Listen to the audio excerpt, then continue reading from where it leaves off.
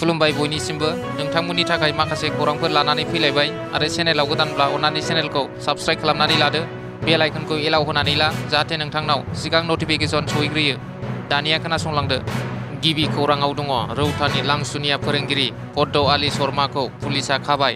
रौता पुलिसा सेबनानै खायो दायनिगिरि लांसुनिया फोरोंगिरिखौ।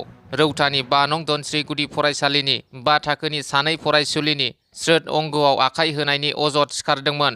पद्म आली शर्मानि हेंथायै लांसुनिया फोरोंगिरिखौ खानांगौनि दाबि खालामदोंमोन सैनांनाय नखरजों लोगोसे गामिनि रायजो राजाफोरा। उन समाव रौता पुलिसा खाबाय लांसुनिया सानखान्थि फोरोंगिरि पद्म आली शर्माखौ। रौता पुलिसा 10125 नम्बरनि गसर थिसननानै अदालगुरिनि जोबथेसालिसिम दैथायहरो। नैथि खौराङाव दङ सनितपुरनि कनामुगाव गिख्रंथाव लामा जाब्रथाय। 15 नं राजा लामायाव जायो गिख्रंथाव लामा जाब्रथाया। जाब्रथायाव जायगायावनो थैयो 3 सेंग्रा। गंनै मटर साइकेलनि मोगा-मोगि सौग्रावनायाव जायो बे जाब्रथाया। जाब्रथायाव थैनाय सुबुंनि मुङा फारियै मिराजुल इस्लाम, हिरज मिली आरो अर्जुन मुंनि बाइक हान्थिगिरि होनना मिथिनो मोननाय जादों। थामथि खौराङाव दङ जफादंआव सानबानि मेहेरगोनां हाबाफारिफोरजों जफादं आन्सलिक माइनाव मेला फोरबो खुंनो साखाफारा।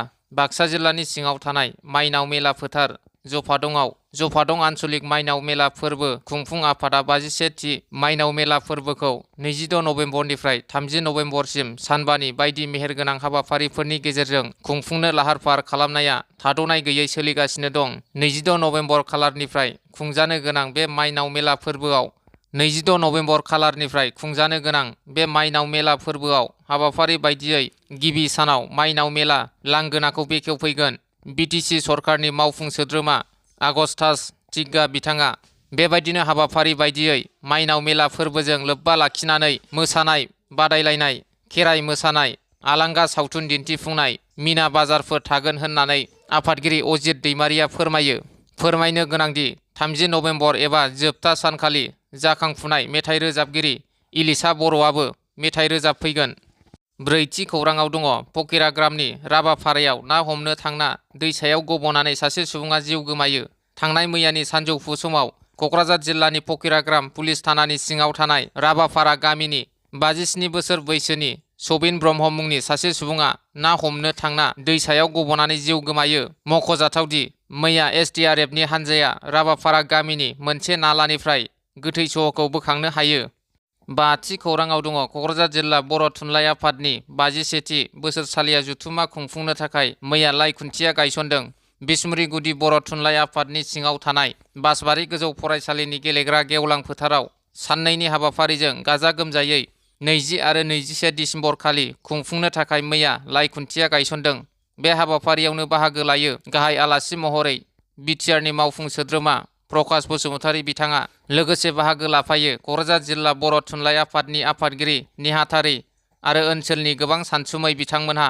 द'थि खौराङाव दङ मैयानिफ्राय दिखियाजुलिनि सिंग्रियाव थानाय श्री श्री गुप्तेश्वर थानसालिनि लांगोनायाव सनातन धोरोमनि गेदेर अतिरुद्र महायज्ञ जागायबाय। दिखियाजुलिनि गुप्तेश्वर मन्दिराव अतिरुद्र महायज्ञआ मैयानिफ्राय 8 सानसिम सोलिबाय थागोन। खोला भारतनिफ्राय सा 300सो फुजारिफोरा बाहागो लाफैगोन। मैया गिबि सानाव अतिरुद्र यज्ञआव आसामनि गिबि मन्त्रि डक्टर हिमन्त बिश्व शर्माजों लोगोसे बिथांनि बिसि रिनिकी बयान शर्मायाबो बाहागो लाफैदों।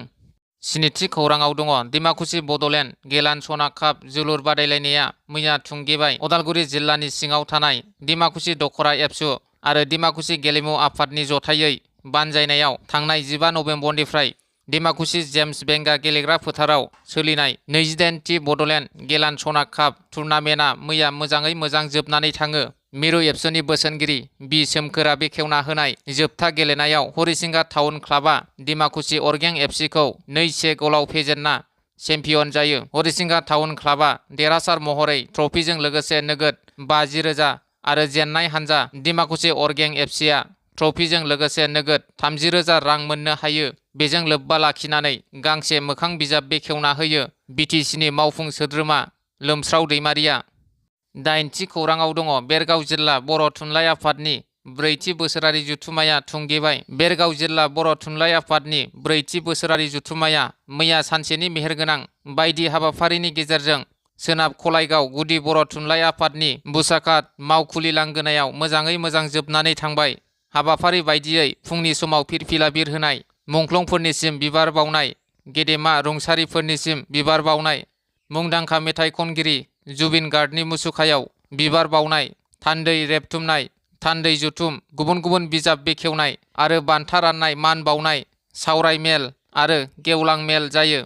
बेरगाव जिल्ला बर' थुनलाइ आफादनि आफादगिरि बाबुल अखाफोर बर'आ आफाद सामलाय गेवलां मेलखौ बेखेवना होयो।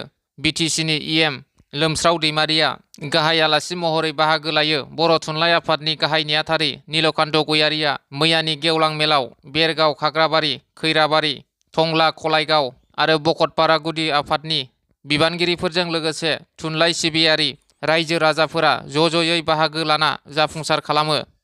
गुथि खौराङाव दङ। गोदानै बानायनाय लामाया सानसेयावनो गाज्रि जानाय थासारि। बे नुथाया धेमाजि जिल्लानि सिङाव थानाय दिफा नाहरबारि गामिनि लामा। गामिनि रायजोफोरा फोरमायनाय बायदिब्ला मुकेश मिलि मुंनि थिखादारा बे लामाखौ बानायगासिनो दं, नाथाय लामाखौ मोजां खालामना होआखै होनना दिफा नाहरबारि गामिनि रायजोफोरा फोरमायदों। मुकेश मिलि मुंनि थिखादारखौ थाबैनो लामाखौ मोजां खालामनो थाखाय खावलायदों रायजोफोरा। थि खौराङाव दङ। दुबाइ एयार श'नि समाव LCA तेजास जाब्रबथायाव जिउ गोमानाय उइं कामान्डार नमान सियालनि गोथै सह'खौ तामिलनाडु कयेम्बटुरनि सुलुर एयारबेसआव लाबोबाय।